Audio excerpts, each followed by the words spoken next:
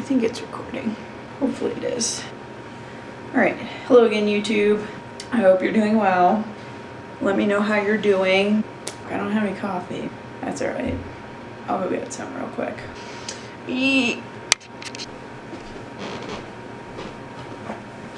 Okay. Alright, so this is the second post of my Abstract Coffee Break series. Today I'm going to talk about authenticity. So a while back, like a while, well, 2 months ago, I went to Europe and I wrote something in my journal. So I write every day, and I wrote this while we were in Amsterdam. I want to share it with you because it has to do with authenticity, and that's what I want to talk about in today's coffee break series. Okay, so I'm just pulling it up on my computer because I typed it under the impression that I was going to post it to my website, which you should definitely go check out, www.abstractadventurer.com. Okay, I am going to read it to you today. I think it has a lot more power as a spoken piece. So I have my coffee. It's right here. Swing. And we're going to talk about authenticity in today's coffee break series. Okay, so I'm going to read it to you when I find it. I guess I don't have it. I thought I did. Alright, I guess I didn't. Oh no, I did. Here it is. Okay, so I will release this as a written piece as well. Actually, I'm going to put this right here. Here we go. This was written on September 26, 2017. I'm just going to bring this up here. So, today's our last full day in Europe. I'm going through a bit of a bittersweet moment right now. Bitter because I don't want to leave, and sweet because of all the memories I've made. Europe has really opened my mind to a lot of possibilities for my future that I never really considered before. It has shown me that no matter what your history or what your culture might be, that you should embrace it. You should never feel or act ashamed of it. Embrace the truth, embrace authenticity, and embrace honesty with your people, your family, and your friends. If any lesson has been learned on this trip, is that you should never be ashamed of who you are, where you're from, or what you do. We're also beautifully ourselves, and we should never be anyone else. So, with that being said, I'm going to talk about authenticity right now. Okay.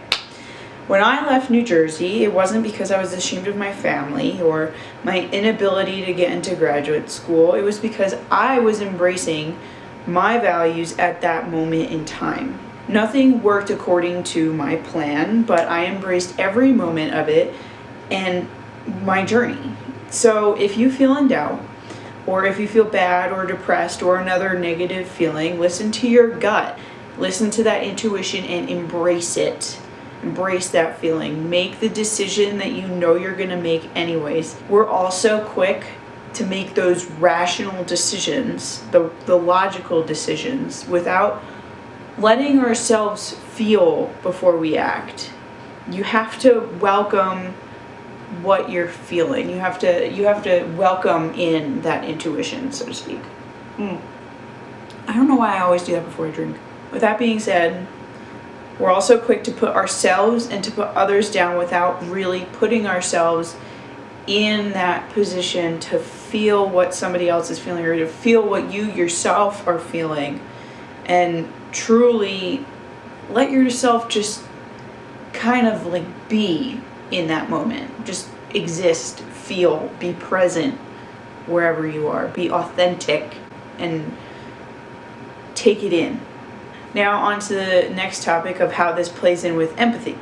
I have a theory, and I could be wrong, but we as humans are social species. We need to trust and we need to have loyalty and love to keep our kind and ourselves alive.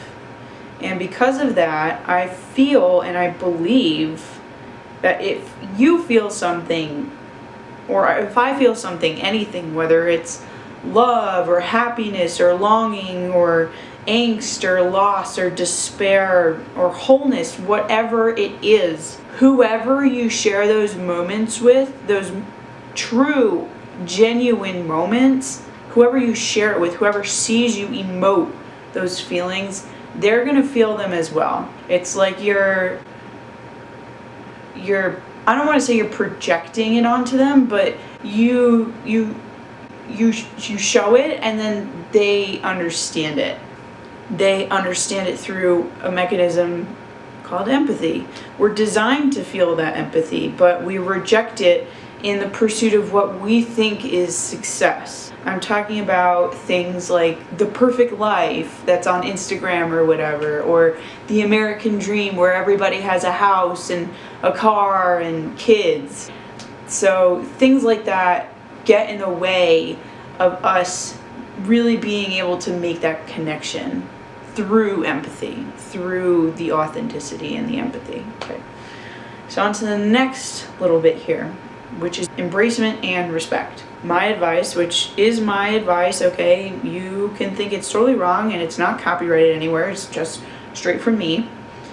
And what I've learned on this trip is do not reject your truth, whatever it is.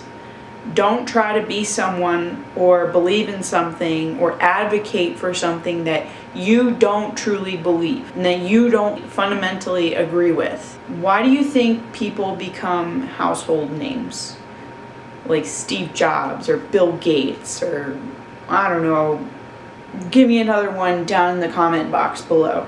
Why do you think movements are created? Civil rights movement, feminism. Movements are created because of what people believe. They're true to their beliefs and they spread it like wildfire. They capture people's attention and they spread their beliefs to all of those who believe the same thing.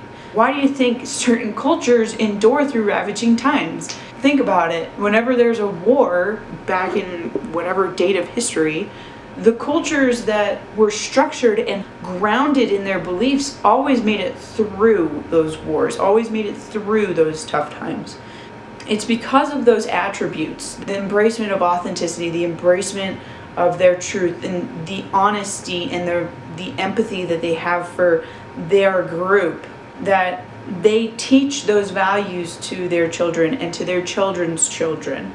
We are one people, but more fundamentally than that, we as humans are one species.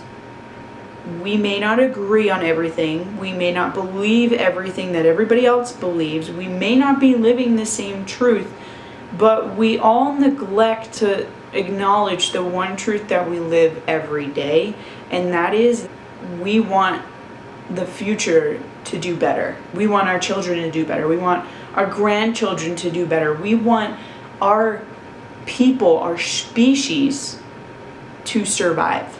Every one of us hopes to have a better future. The only way to do that is to act according to your fundamental belief. And if you don't agree, respectfully disagree.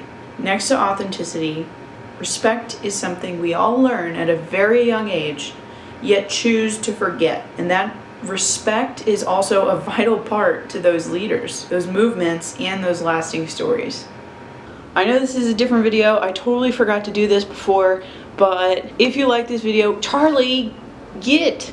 If you like this video, let me know in the comments underneath here. Press the like button, tell your friends about it, share it, everything that goes along with that. And be sure to tune in next time for Coffee Break vlog number 3 on time, as well as a special announcement on that vlog. Sorry. Okay, that's it. Bye.